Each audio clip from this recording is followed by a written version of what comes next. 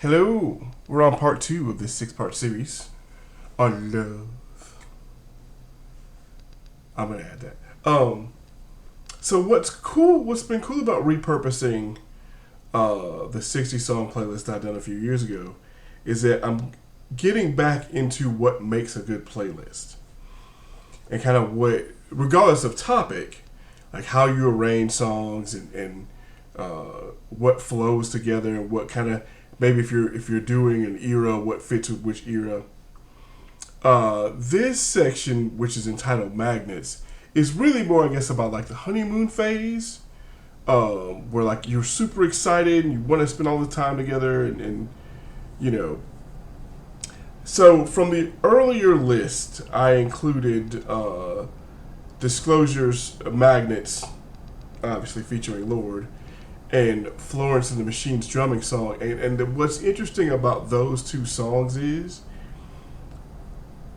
there are some, like, when you go back and listen to those songs, the era that those songs are from, there's a distinct sound, and there's a definite point of view that the songs are being written from. I can't believe the drumming song was like 14 years ago, which is crazy.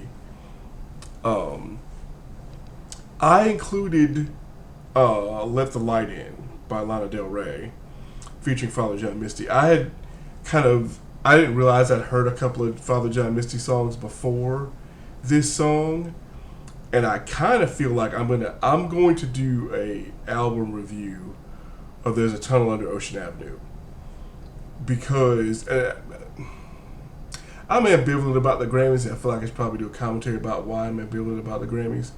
If you're old enough to remember the Jethro Tull debacle, that'll explain a lot of it. But just from some of the tracks I've heard, I feel like that There's an Ocean Under Ocean Avenue is kind of being slept on. But I think Let the Light In is perfect for what this list is for, and it's just a good song all the way around. I feel like the most underrated song on this list for purpose-wise,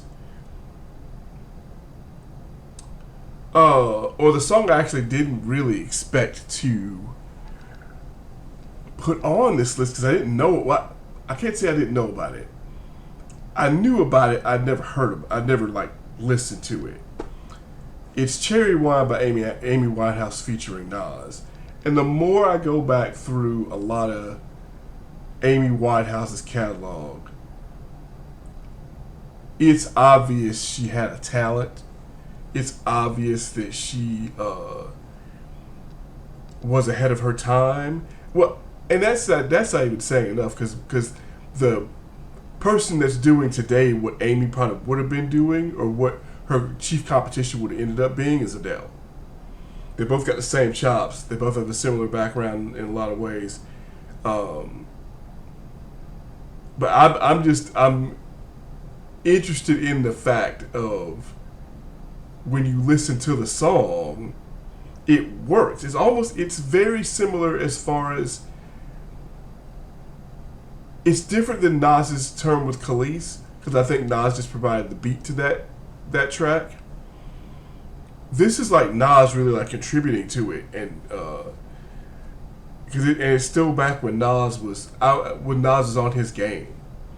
So it's for this list. It really, when you take this list in total and really get into it, it's not going to be distracting. It's just a good song.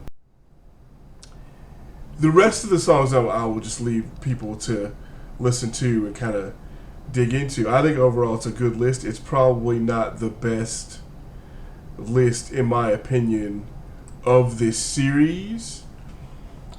And I say that because it's not the list that I've worked on so far that has surprised me. The Torch song list, I decided I was going to do a ballads list anyway. The Torch song list and the ballads list surprised me because I separated them into two categories. And I will probably do another run at the Torch song list because I want to do songs that tell different types of stories. So, but I think I picked enough good stories from enough different types of stories to make it work. As the more I kept working, I was like, oh, this song will fit this type of category, and why am I not doing it this way? Because the vibe doesn't work. And that's the other thing I will say I enjoyed about going back through this exercise is really reminding myself of the vibe.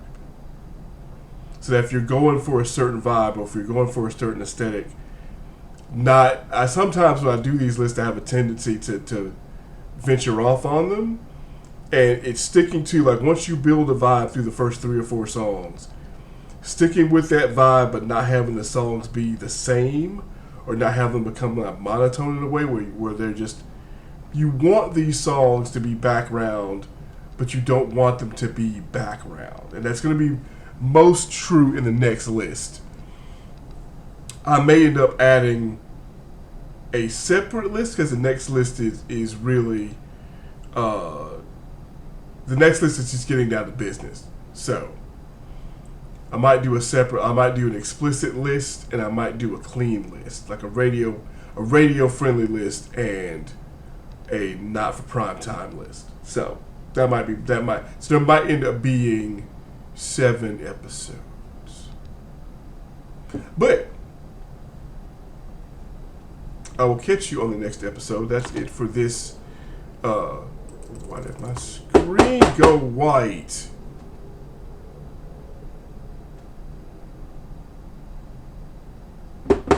It went white. Why? Because it blanked out. But yeah, that's it for this episode. We'll come back next episode with less technical difficulties.